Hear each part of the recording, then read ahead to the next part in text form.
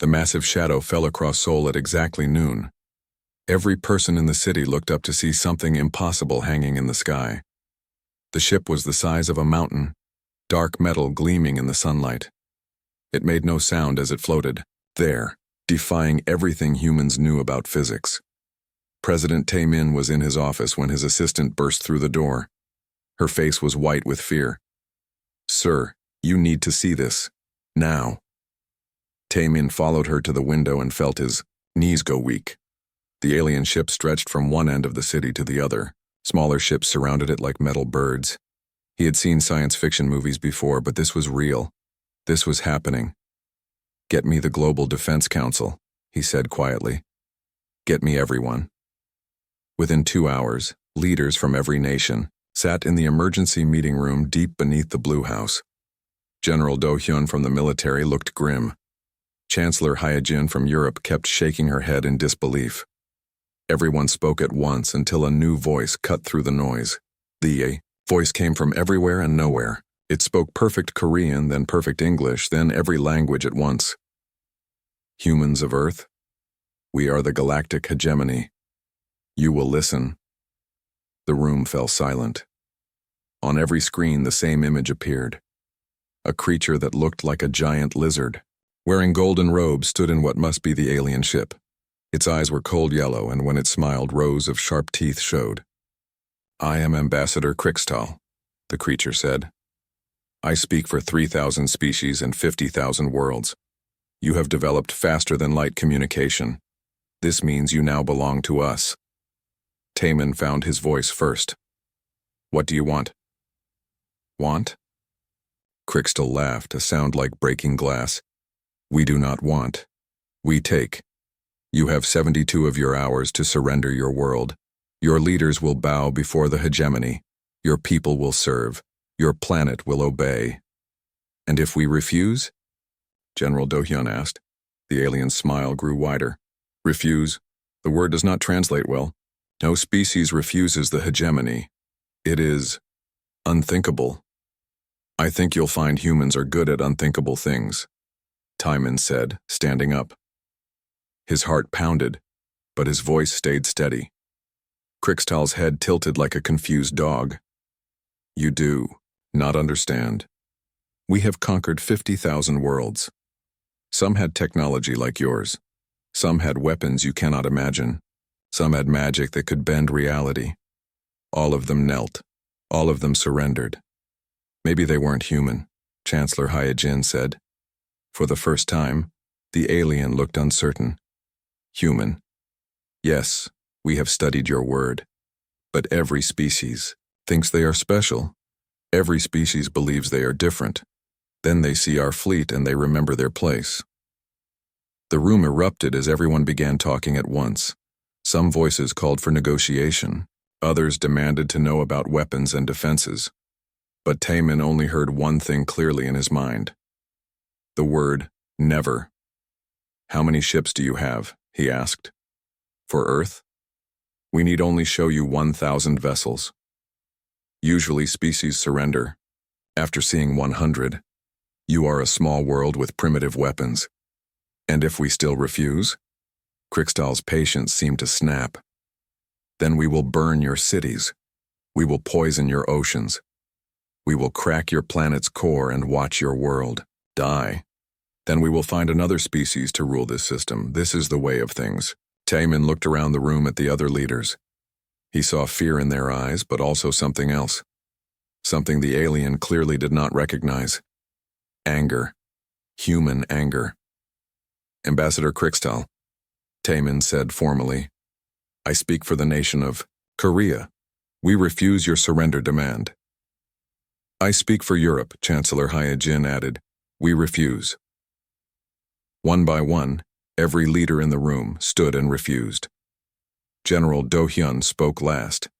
"I speak for Earth's military forces. We refuse. Come and take our world if you can." The alien stared at them through the screen. His mouth opened and closed several times. Finally, he spoke to someone off-screen in a language that sounded like angry static. "The translation device is malfunctioning," he said. "You keep using a word that has no meaning. Refuse. Never. These concepts do not exist in civilized languages. Then let me use smaller words, Taman said. No, we will not surrender, we will fight. Krixtal's yellow eyes narrowed. You would choose death over service? Your entire species would die rather than kneel? Yes. The alien was quiet for a long moment. Interesting. In 72 hours, our pacification fleet will arrive. 1,000 ships carrying weapons that can shatter continents. If you have not surrendered by then, we will demonstrate why no species has ever successfully resisted the hegemony. The screen went black. The room exploded into chaos. Some leaders demanded evacuation plans. Others wanted to hide in bunkers.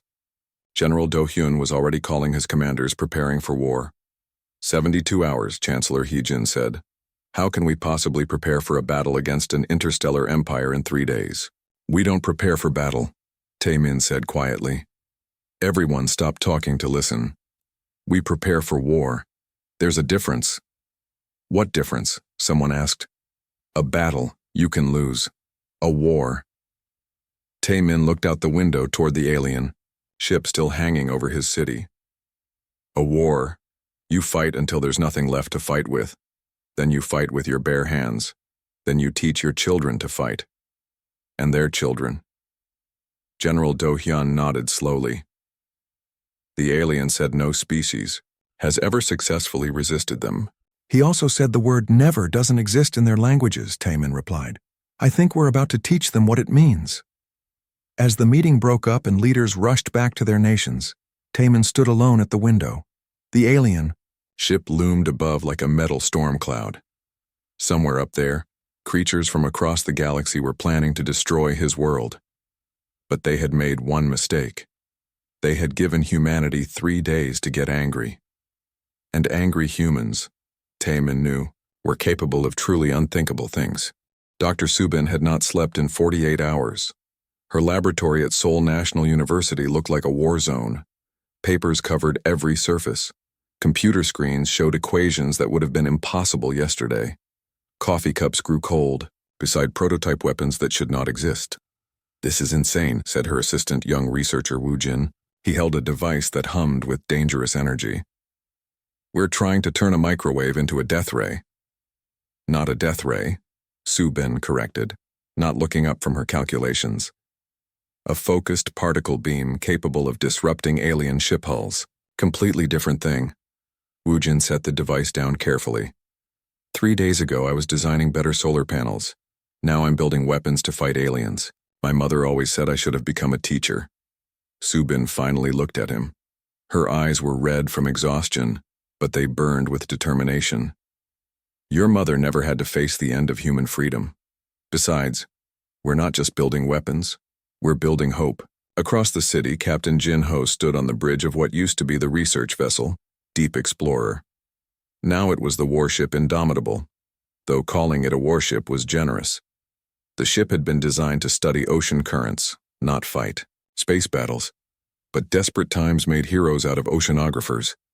Status report, Jin Ho said to his makeshift crew. Pilot So Young looked up from her control station.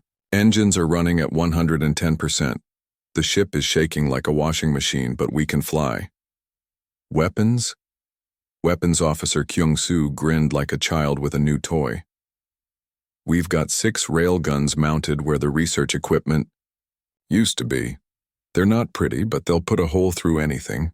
Also, I managed to modify our sample collection rockets to carry nuclear warheads. Nuclear warheads on research rockets, Jin Ho repeated. I don't know whether to promote you or have you arrested. Why not both? Around the world, similar scenes played out. Every space-capable vessel on Earth was being converted into a fighting ship. Cargo haulers got armor plating. Research vessels received weapons. Even the International Space Station was being armed with anything that could shoot. Dr. Subin's breakthrough came at hour 56.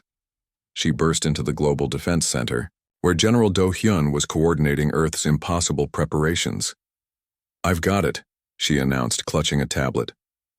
I know why they're so confident. General Do-hyun looked up from a map showing defensive positions around the globe. What did you find? I've been analyzing their transmissions. The aliens aren't warriors, General, they're bureaucrats. Explain. Subin pulled up data on her tablet. Look at their ship designs. Those vessels are built for intimidation, not combat. The weapons are mostly for show. When they conquer worlds, they don't fight battles. They just show up, look scary, and accept surrender. Communications specialist Yunji leaned forward. That matches what I've been hearing in their transmissions. They keep talking about pacification protocols and standard surrender procedures. It's like they have a manual for this. How many worlds did they say they'd conquered? Do-hyun asked. 50,000, Subin replied. But I don't think they've fought a real war in centuries. Maybe longer. Do-hyun was quiet for a moment. So they're sending bureaucrats to do a soldier's job. Exactly. And we're about to show them the difference. The final day arrived faster than anyone expected. Earth's orbital defenses were pathetic by alien standards. A few dozen converted ships against 1,000 alien vessels. But the humans had something their enemies didn't expect. Fury. Captain Jinho addressed his crew as they prepared for launch. I won't lie to you, we're probably all going to die today. Our ships are held together with determination and spare parts. Their ships are the size of cities. Pilot So Young raised her hand. Permission to speak freely, sir? Granted. Good, because this is terrifying and I've never been so excited in my life. Laughter filled the bridge. It was not the laughter of people who expected to live. It was the laughter of people who refused to surrender. Down on Earth, President Taemin stood in the command center watching screens that showed Earth's tiny fleet moving into position. Each ship represented hundreds of volunteers who had stepped forward to die for their world. Incoming transmission, Yunji announced. It's the alien fleet. The screen filled with Ambassador Krixtal's reptilian face. Behind him, Jinho could see dozens of other alien species. All of them looked bored. Humans of Earth, Krixtal said in a tired voice. This is your final chance. Surrender now and your deaths will be quick. Continue this foolishness, and we will make examples of your cities. President Taemin stepped forward. Ambassador, I have a counteroffer. Humans do not make offers to the hegemony. Leave our system now and we won't destroy your fleet. The aliens on the screen looked confused. Then they began laughing. It was not pleasant laughter. You have 47 primitive vessels, Krixtal said. We have 1,000 advanced warships. What exactly do you think you can accomplish? Captain Jinho's voice came over the communication from the Indomitable. We can show you what humans do when someone threatens our home. And what is that? So Young answered from her pilot station, her hands steady on the controls. We fight. The alien fleet was arranged in perfect formation, designed to look impressive and terrifying. Each ship was massive and beautiful, covered in decorative armor that had never been tested in real combat. Earth's fleet looked like flying scrap metal by comparison. The ships were small, ugly, and obviously desperate. But they moved with purpose. The aliens didn't recognize. Begin pacification protocol, Krixtal ordered.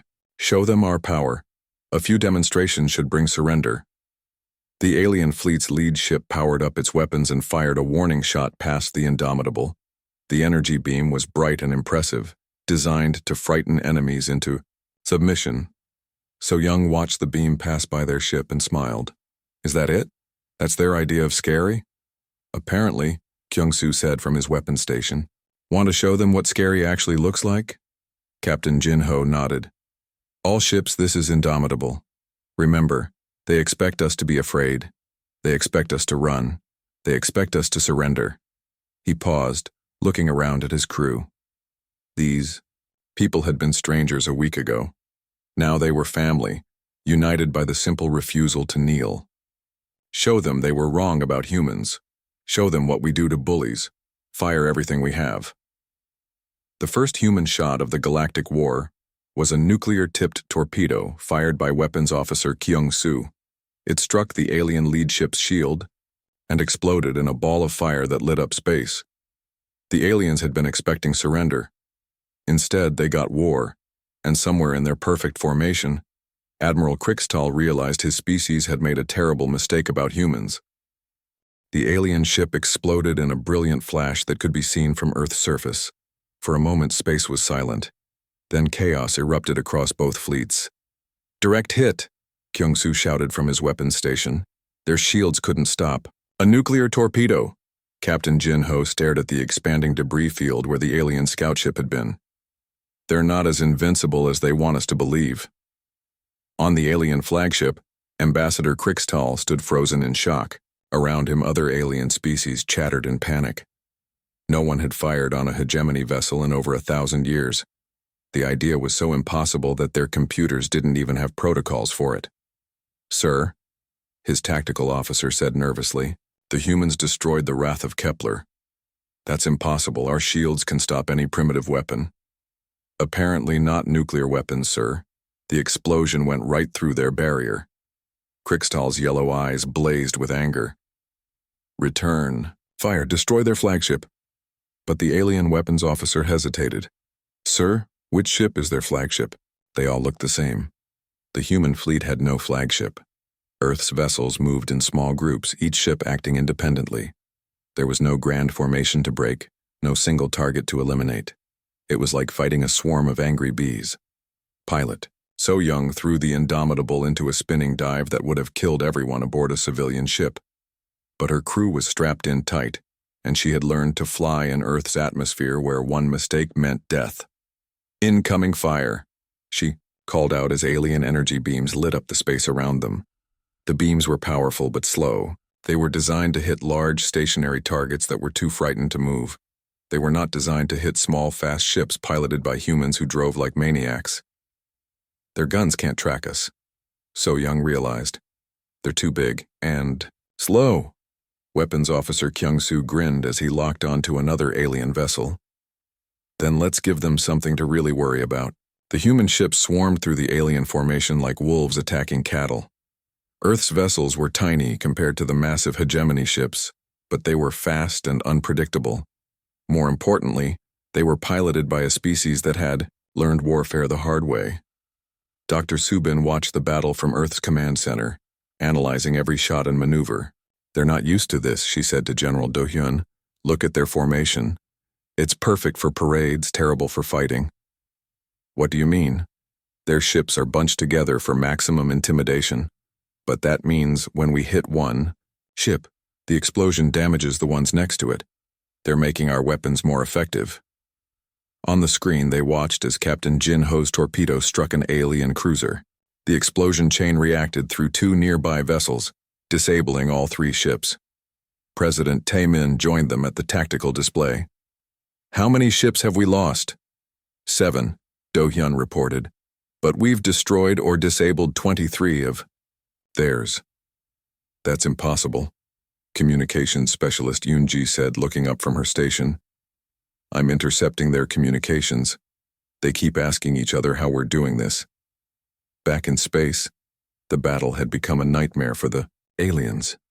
Their massive ships couldn't maneuver fast enough to engage the human vessels effectively. Every time they tried to target a human ship, two more would appear from different angles. Captain Jin-ho's voice crackled over the communication system to all human vessels. "They expected us to be afraid. They expected us to surrender at the first shot. Instead, we're hunting them." The alien fleet commander, Admiral Vexmore, was screaming orders from the bridge of his flagship. "All ships reform defensive pattern. Concentrate fire on Sector 7. But his captains had never fought a real battle before.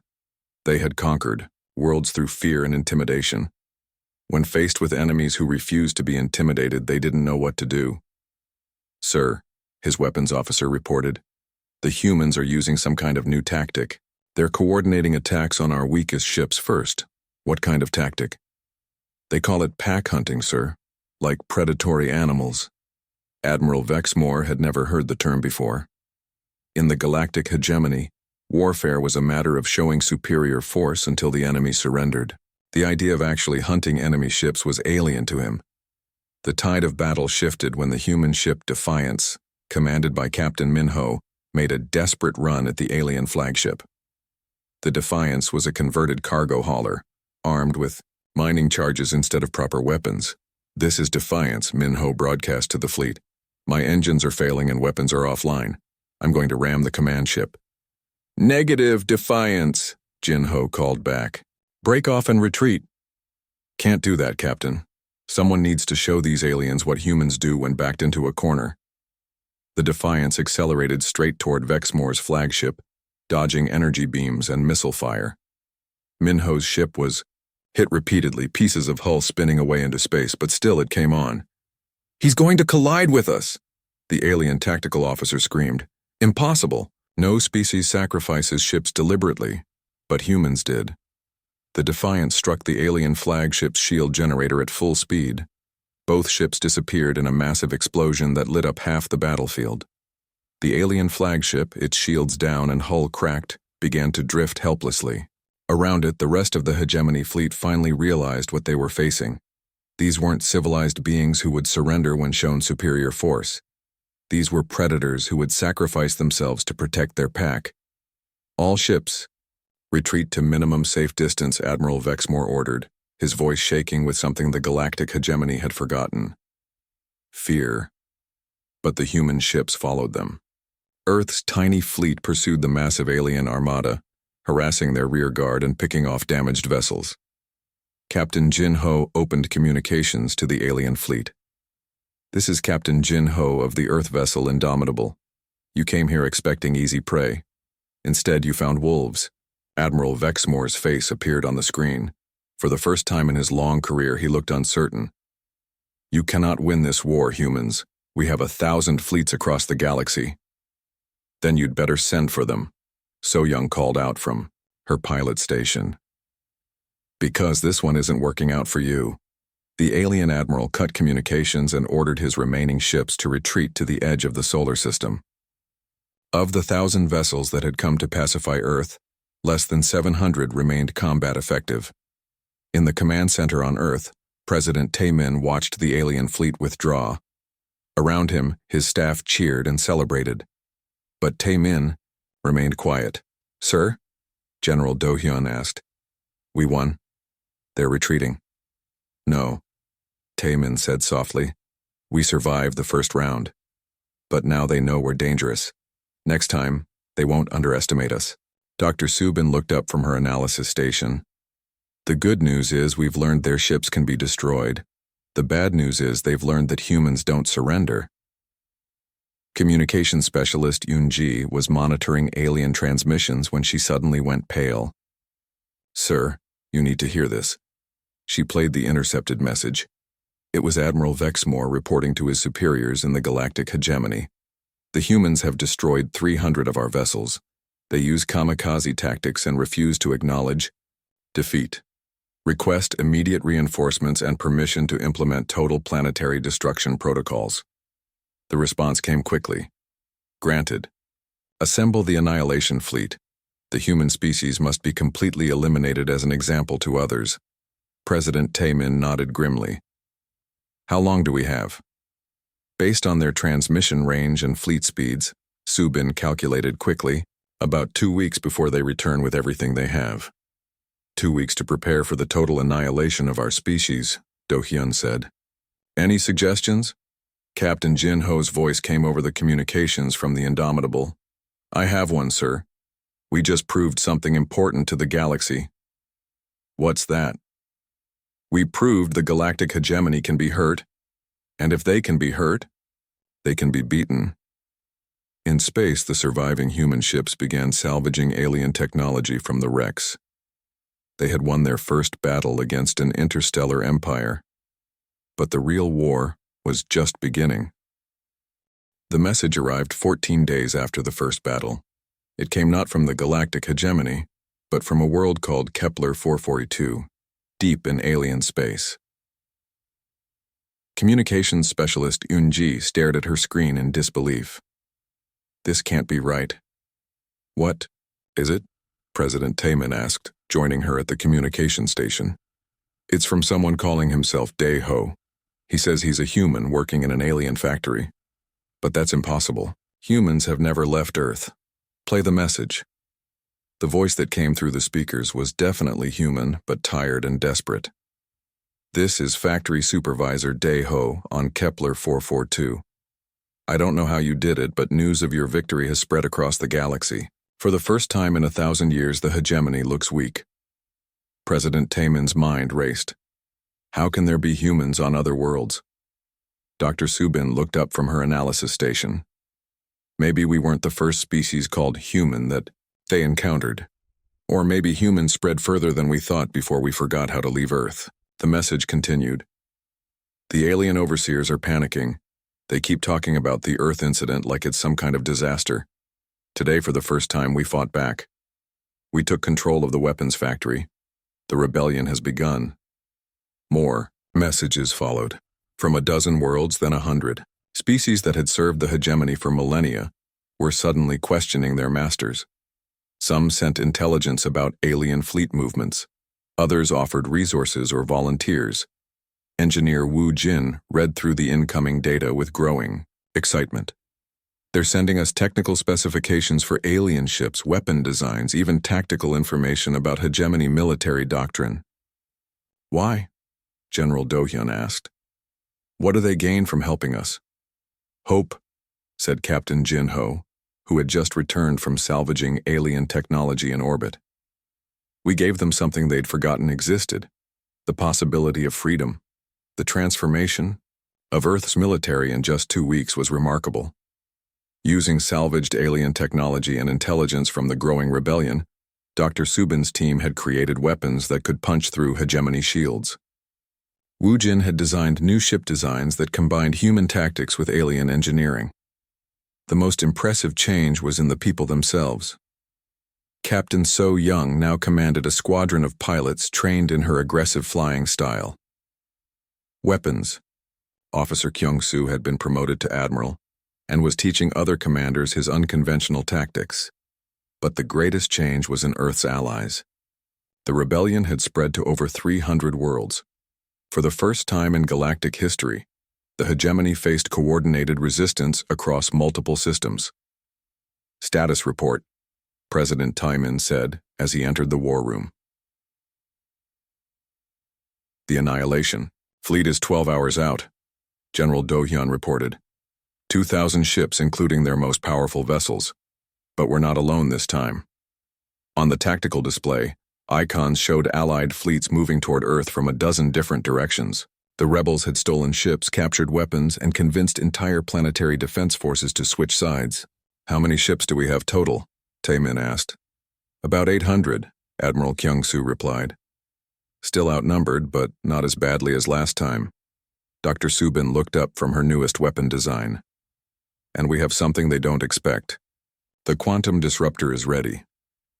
Explain it in simple terms, Taemin said. Their ships use artificial gravity to hold themselves together.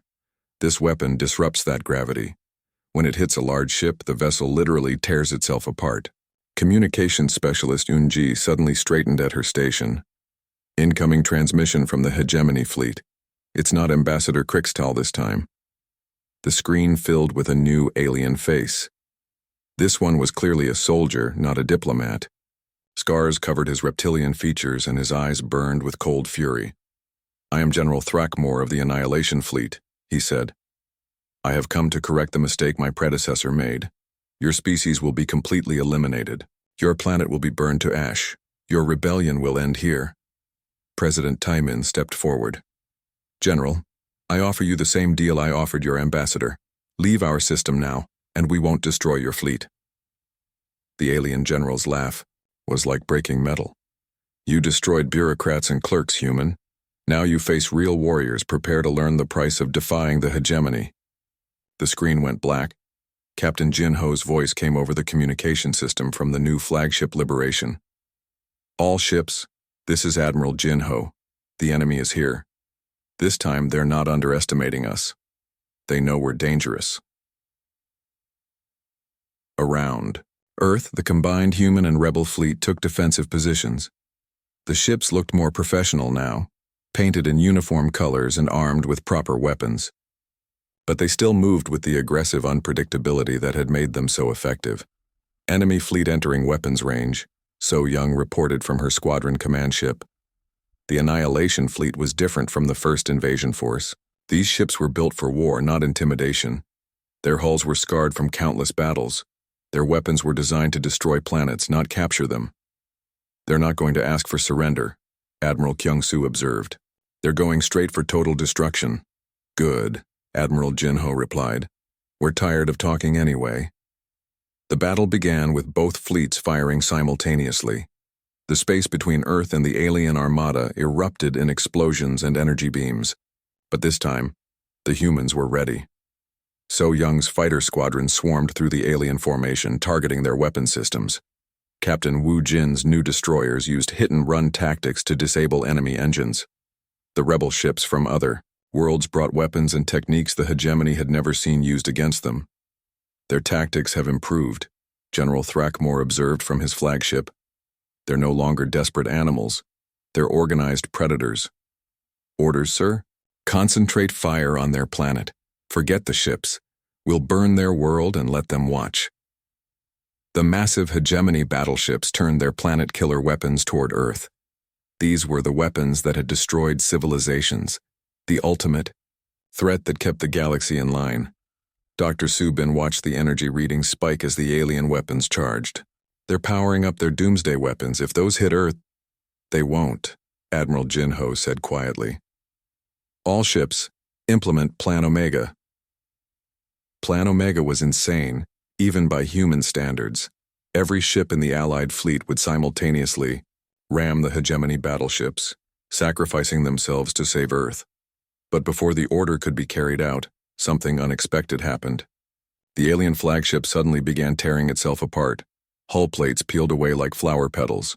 The massive vessel collapsed in on itself. Quantum disruptor successful, Dr. Subin announced. The weapon works. The sight of their flagship, destroying itself without being hit by enemy fire, sent panic through the hegemony fleet. Ship after ship began retreating, their commanders unable to understand what had happened. This is Admiral Jin-ho to General Thrackmore, came the transmission. Your flagship is gone. Your planet killers are offline. Surrender now and we'll let your surviving ships retreat. The alien general appeared on screen, his scarred face twisted with rage and disbelief. Impossible. Our ships cannot be destroyed by primitive weapons. Apparently they can, So Young called out from her fighter. Want to see it happen again? For the first time in galactic history, a hegemony general surrendered to an inferior force. But the real victory wasn't the battle. As news of Earth's second impossible victory spread across the galaxy, the rebellion exploded. Entire sectors declared independence. Hegemony governors were overthrown on 100 worlds. President Tae-min received a transmission from the Galactic Hegemony's ruling council. The beings on screen looked ancient and frightened. Humans of Earth, their leader said, we request negotiations. You mean surrender talks? Tae-min asked. We prefer the term transition discussions. Tae-min smiled. We'll consider it. But first you're going to learn what humans mean when they say freedom. The galaxy was about to discover that humans didn't conquer worlds. They liberated them. 6 months after Earth's second victory, the galaxy was in chaos. The galactic hegemony, which had ruled for thousands of years, was collapsing faster than anyone thought possible. Rebellions erupted on hundreds of worlds every day. Hegemony. Fleets mutinied or simply disappeared. Admiral Jin-ho stood on the bridge of the starship Liberation, now flagship of the Free Worlds Alliance. Through the observation windows he could see the most incredible sight in galactic history. A fleet of 10,000 ships from 50 different species, all flying together as equals. Status report, he said to his diverse crew. Navigation officer, Yi Jin, formerly of the European Union Navy, looked up from her station. We're 12 hours from the hegemony capital system. All Allied fleets report ready. Any word from their ruling council? Communications specialist Yoon-ji shook her head, still refusing to surrender. They keep insisting this is all a temporary rebellion that will burn itself out. Dr. Subin, now director of Allied Weapons Research, smiled grimly. They've been saying that for 6 months. Meanwhile, they've lost control of half their territory. The campaign to liberate the galaxy had not been easy. The hegemony's core systems were defended by their most fanatical forces. Worlds that had been the center of their empire for millennia would not give up without a fight. But humanity had taught the galaxy something powerful: how to fight as one people instead of thousands of separate species. The Free Worlds Alliance shared technology, tactics, and hope in ways the hegemony had never allowed. Incoming transmission from the surface, Yunji announced. President Timon appeared on screen, broadcasting from Earth. Admiral, the final phase is authorized. You have permission to demand the hegemony's complete surrender. Understood, sir. And if they refuse? Then we show them what happens when freedom comes to tyrants. The combined fleet dropped out of hyperspace at the edge of the hegemony capital system. The ancient world before them had been the center of galactic government for over 3,000 years. Its orbital stations were the size of moons. Its defensive fleets stretched across the entire system. General Do Hyun, now Supreme Allied Commander, studied the tactical display. They have more ships than we do, and these are their best forces, not the parade soldiers we fought at Earth. Numbers don't matter anymore, Admiral Kyung-soo replied. We've learned something they haven't. We fight for each other. The hegemony. Fleet that met them was impressive. Massive dreadnoughts that could destroy planets. Carriers filled with fighter craft. Battle stations armed with weapons that could crack moons. These were the forces that had kept the galaxy in chains. But facing them was something the hegemony had never encountered: a united galaxy fighting for freedom. Captain So Young led the first wave, her fighter squadrons diving through the enemy formation like schools of fish. Behind her came the destroyers commanded by Captain Wu Jin, now Admiral of the Fast Attack Division. Each ship fought with the desperate courage that humanity had taught them. Their coordination is perfect, observed the hegemony fleet commander from his flagship. How can so many species work together so well? His tactical officer checked the readings. Sir, they're sharing targeting data in real time. When one ship identifies a weak point, all nearby vessels attack it simultaneously. That's impossible. Different species can't coordinate like that. They don't trust each other enough. But they could, when they had learned the human concept of fighting as one family instead of separate tribes. The battle raged across the entire star system. Unlike previous conflicts, this was not a quick victory for either side. The hegemony's core fleets were their best, led by officers who had spent lifetimes crushing rebellions. The turning point came when Dr. Subin's newest weapon was deployed. The liberation device, as the rebels called it, did not destroy enemy ships. Instead, it broadcasts a signal that overrode hegemony control systems, freeing enslaved crews to make their own choices. One by one, hegemony ships began switching sides. Crews that had been forced to serve the Empire for generations suddenly found themselves able to choose freedom. This is incredible, communications specialist Yoon-ji reported. Entire squadrons are defecting. The hegemony fleet is falling apart from the inside. Admiral Jin-ho opened communications to the remaining loyal hegemony forces. This is Admiral Jin-ho of the Free Worlds Alliance. To all hegemony personnel still fighting, your war is over. Your empire has fallen. Surrender now and join us in building something better. The response came from the hegemony Supreme Council itself.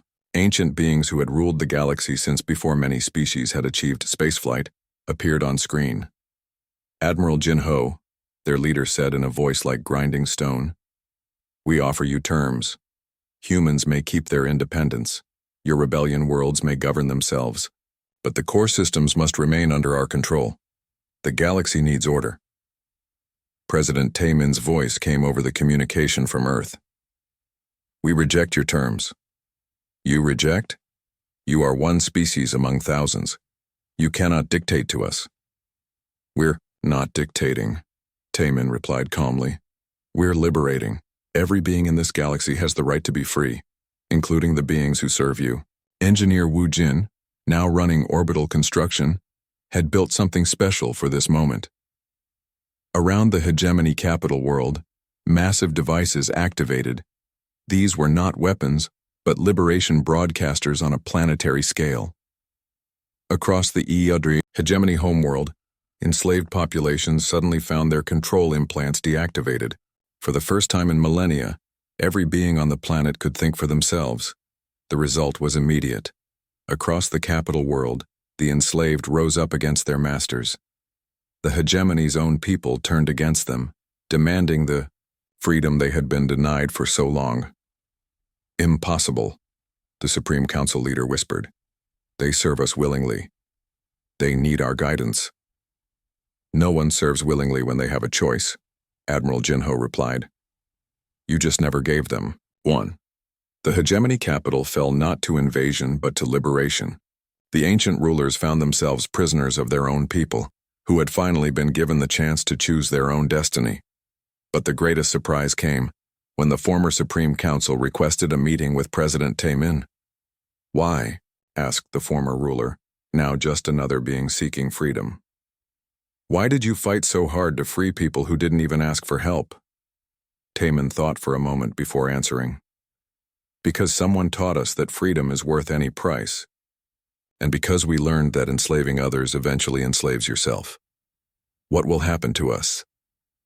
That's up to your people to decide, but we'll make sure they have that choice.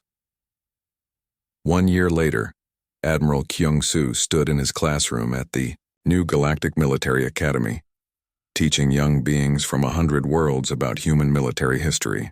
Why did humanity fight when surrender would have been easier? Asked a young alien student. Kyung-soo smiled, looking out at students who represented dozens of species that had once been enemies. Because someone had to be first. Someone had to show the galaxy that freedom is worth fighting for. Another student raised her hand. But why did you help species that weren't even human? Because we learned something important. Freedom isn't something you can keep by giving it away. The more people who are free, the safer everyone's freedom becomes. On Earth, President Taemin read reports from across the galaxy. The Free Worlds Alliance now included over 5,000 worlds, all governing themselves as they chose. Trade flowed freely between species. Scientific knowledge was shared instead of hoarded. There were still problems, of course. Some worlds struggled with sudden freedom. Others fought among themselves. But for the first time in galactic history, they fought as free beings making their own choices. Dr. Subin had become head of the Galactic Scientific Exchange, where species shared knowledge instead of keeping secrets.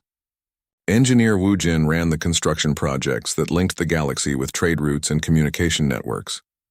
Captain So Young commanded the Alliance Rapid Response Fleet, protecting young freedoms from those who would destroy them. Communications.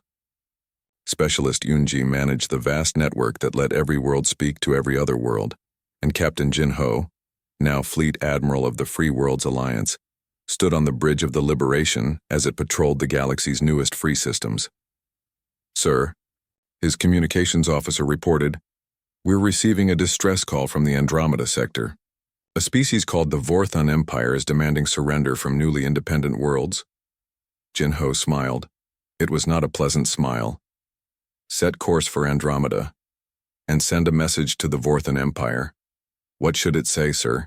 Tell them they're about to learn what humans mean when we say never again. The galaxy had learned that freedom, once ignited, spreads like fire across the stars, and humanity had taught them all a simple truth. When someone demands you surrender your freedom, the only acceptable answer is war.